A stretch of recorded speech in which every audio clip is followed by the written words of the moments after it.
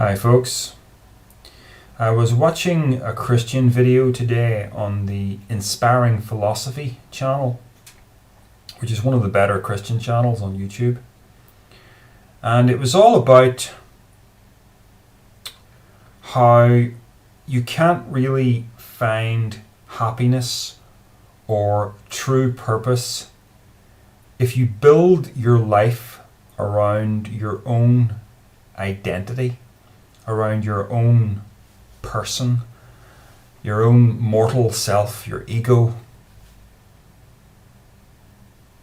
You know, we can spend life chasing success, thinking that if I'm successful or if I'm famous, then I'll be happy, or if I make X amount of money, then I'll be happy, or if I manage to get married, then I'll be happy. If I have children, then I'll be happy. And I think some of us probably do think about life in those terms. We're always chasing after something that's on the horizon, thinking that when we arrive, we've got it. But it never quite arrives. So this video that I was watching was trying to make the case for the idea that that's why you have to live your life for God. And then you'll be happy, I guess. Well, I can speak from experience that that doesn't quite work according to plan. The reason why?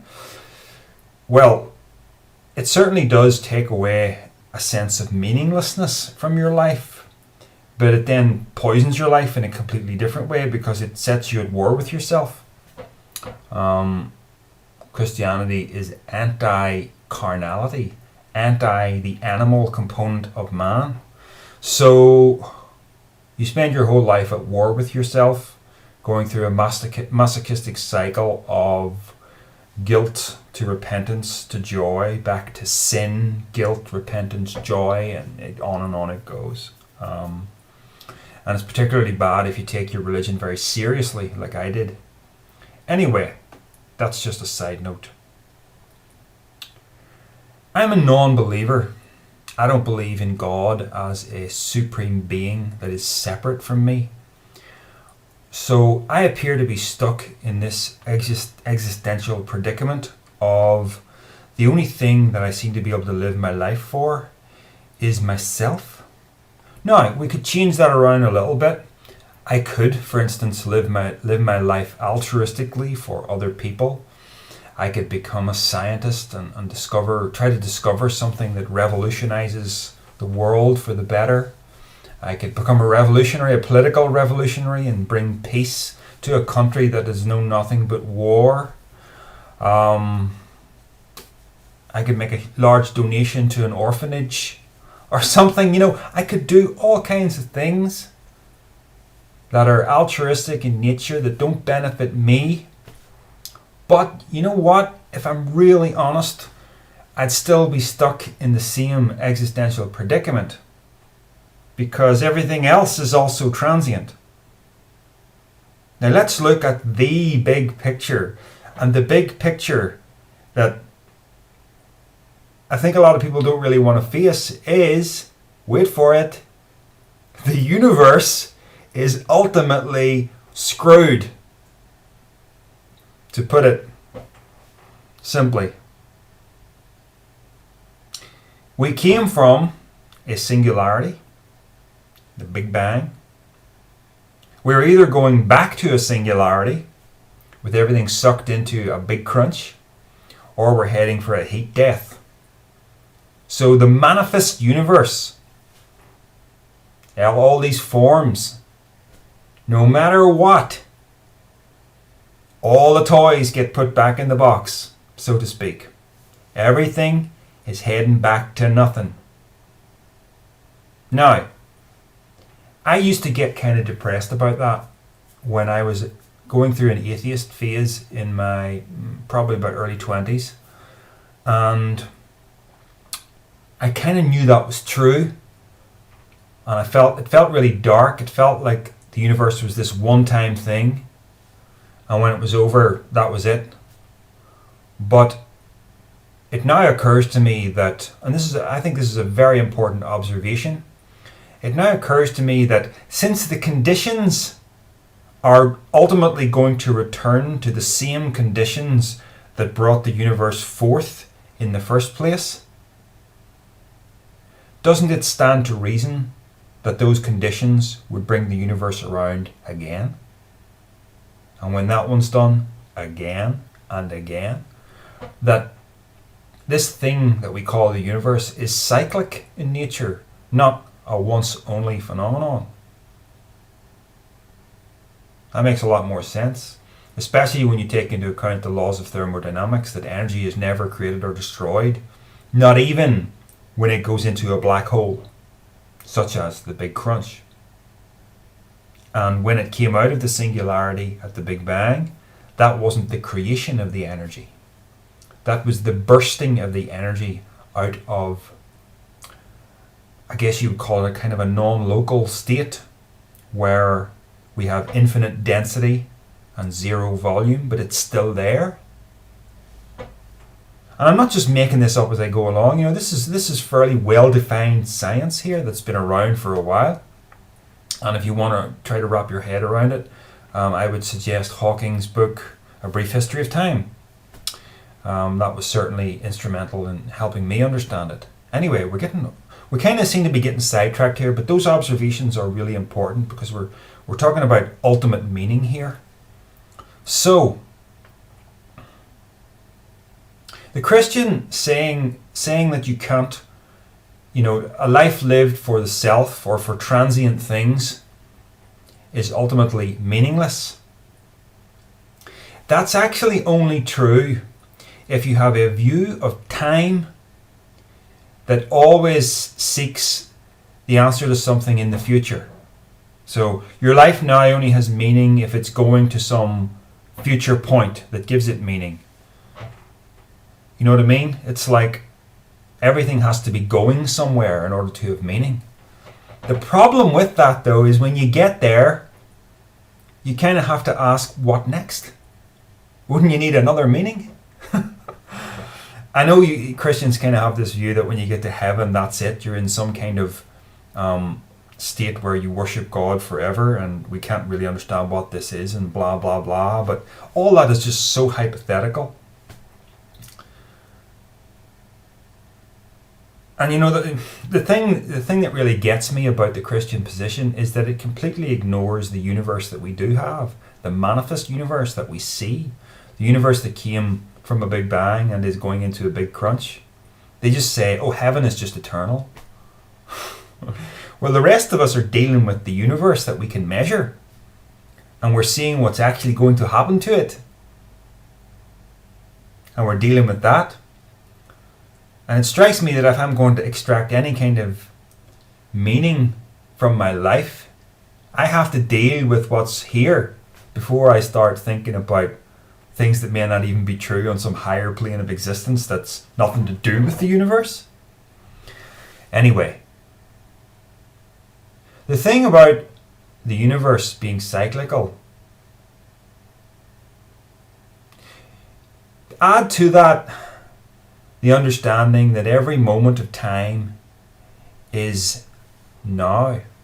Everything that happens now. So it's all just happening for its own sake, because it never had a beginning and it will never have an end in an ultimate sense, because it keeps coming back around again. So here's my take on meaning and significance. And to me, it seems so obvious to me now, even though I went through so many, stages of coming to understand this. But the universe and life, it has to be just play.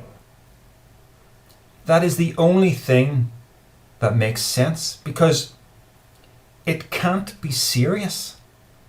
It can't be serious in the sense that there's something we have to accomplish, because once you do that, you need something else to accomplish. So it's all just experiences happening in an ever-present now. No matter when you are, notice I didn't say where, no matter when you are across the entire span of history, past, present, and future, no matter when you are, you're in the present. When you experience it, you're in the present. So, the universe is not purpose-driven towards a specific goal, because the only goal it's heading to is oblivion. So you just can't take it seriously. You can't take your life too seriously. If you want to accumulate wealth, that's okay. Do that. But understand that this isn't going to be some kind of... It's not going to add any meaning to your life. It's just going to give you more toys to play with. Even a really important scientific endeavor, and even though it seems very serious, there's a very strong sense in which it's not. Because ultimately, it's just going to let you play with the universe in a new way, and then later, all those toys have to go back in the box when it's all over. So, because it's all coming to nothing, that doesn't mean we shouldn't do anything. It just means we should adopt the sense that a child has, where everything's just really interesting and I want to play with it. Think about, I think if people had that attitude, there wouldn't be wars. Because there's no point in accumulating land. Not really. Power mad dictators trying to accumulate land and control people. What's the point? And I really do feel this kind of thing at a deep level. I could go out and buy myself a real flash car tomorrow and not have to take a loan out. But I have no interest in it. I don't even want to take an expensive holiday. And it's not because I'm a miser. It's because I just don't... I'm really satisfied as I am with this small little life that I have.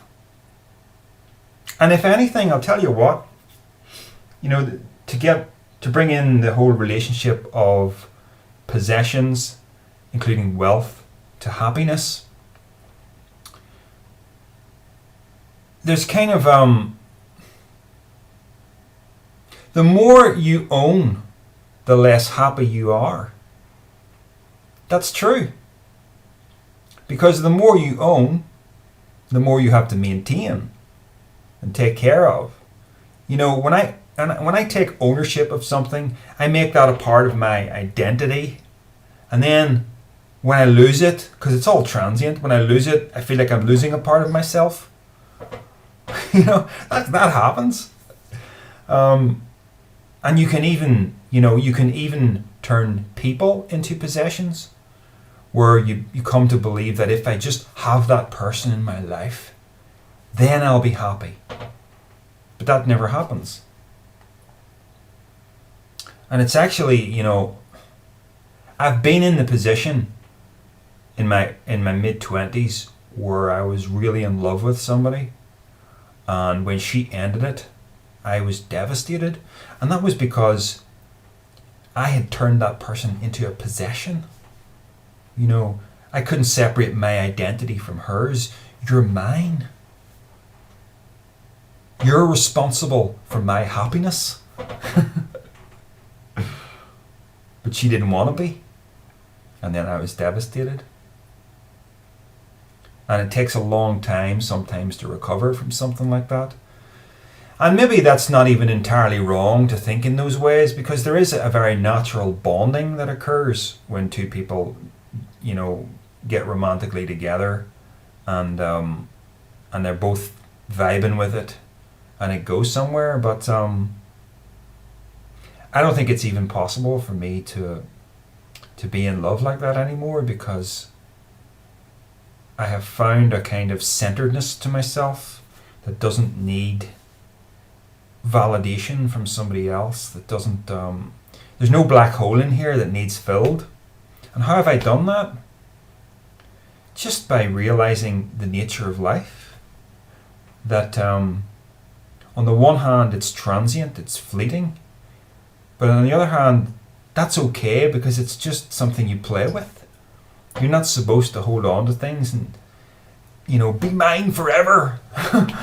Whether it's a person or whether it's something, a car or something, nothing's permanent.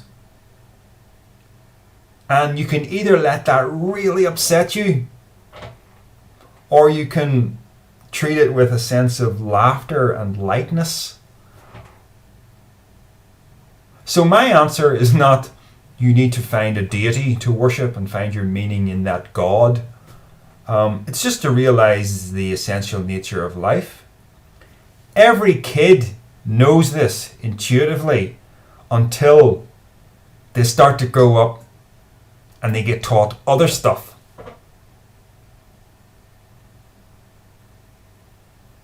I'm reminded of a certain Jesus Christ who said that we have to be like little children to enter the kingdom of heaven. Who knows? Maybe he was thinking along the lines of what I'm saying here. But I don't want to be fanciful. Anyway,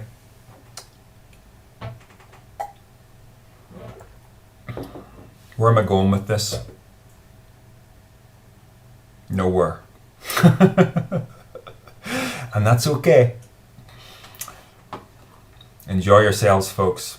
Enjoy every second of your meaningless little lives, because from a wider perspective, everything is forever. Because the universe only dies to come back round again. And you're it. You're it.